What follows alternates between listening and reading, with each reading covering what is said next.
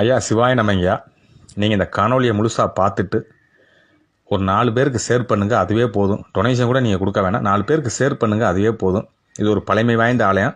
இந்த ஆலயம் எங்கே இருக்குன்னா தேனி மாவட்டம் ஆண்டிவெட்டிக்கும் பக்கத்தில் ஒரு 5 கிலோமீட்டரில் ராஜாராணி என்ற ஒரு ஊரில் தான் இருக்குது. கிட்டத்தட்ட ஒரு பழமை வாய்ந்த கோவில். ஒரு 30 சென்ட் பரப்பளவில் இந்த ஆலயம் இருக்குது.